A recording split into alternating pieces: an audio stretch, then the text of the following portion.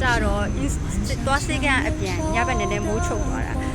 ဆိုတော့က9နာရီကျော်10နာရီဒီပါဆိုလမ်းပေါ်မှာလူတွေလည်းတိတ်မရှိတော့ဘူးကားကလည်းရှိတဲ့ကားစီးလာတယ်အဲ့မှာကားအင်းစိန်ဘန်းချံမှာမရက်ဖက်နဲ့အင်းစိန်ကြီးရောက်အောင်အဲ့တော့အင်းစိန်ဘန်းချံလေးကိုကကားပြန်စီရမှာဆိုအခက်တွေရောတွေ့အဲ့ဒါနဲ့အင်းစိန်စီမှာကြံရမရနဲ့အော်လို့ဆိုင်ကဲဘေးအဲ့ဆိုင်ကဲပဲရှိတဲ့ဆိုင်ကဲဘေးတွေပဲငှားမယ်ဆိုပြီးတော့အဲ့ဘေးတွေငှားလဲငှားအဲ့အင်းစိန်ဘန်းချံမှာရှိရနာမည်အဲ့ကိုနာမည်ဟင်းငွေရန်တဲ့သူက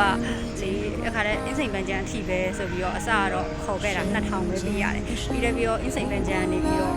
အင်းစိန်ဘန်းချံမှာဘယ်လိုသွားမှလဲတဲ့ပြောအင်းစိန်ဘန်းချံကျော်တယ်အဲ့မှတ်တာကြီးဆိုတော့သူကလေသူလိုက်ပို့ပေးမယ်တဲ့ရတယ်လွယ်မပို့နဲ့တော့ပတ်စံလည်းမရှိလို့ဆိုတော့သူကပြောတယ်ပတ်စံကအကြောင်းမဟုတ်ဘူးတဲ့ညီမတွေမင်းကလေးတယောက်တည်းတဲ့အခုကမလုံခြုံဘူးတဲ့အဲ့ဒါကြောင့်လို့တဲ့လိုက်ပို့ပေးမယ်ဆိုပြီးလိုက်ပို့ပေးတော့မှလိုက်ပို့ပေးပါတယ်ပတ်စံလည်းမရှိဘူးကိုလည်းပါသမျှတော့ပေးလိုက်တယ်မရပါဘူးเนาะအဲကြောင့် recommend ပေးချင်တာအဲ့ဒီအကိုဟင်းဝေရန် insane ပန်းချံဒါ insane ဈေးမှာဆွဲပါတယ်တကယ်လို့အဲ့လိုမျိုးရောက်ဖြစ်ခဲ့ပြီးရှိတော့သွားဖို့လာဖို့ရှိလို့ရှိရင်အဲ့ဒီကိုစီမှာစီးပါလို့ဘာလို့ဆိုလို့ရှိရင်တကယ်ကိုပေါ့နော်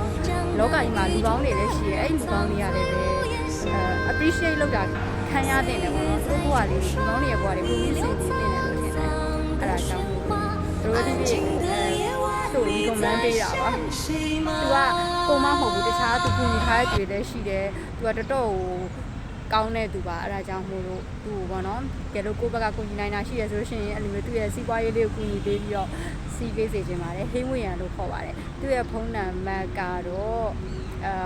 comment လေးမှာရေးပေးထားပါမယ်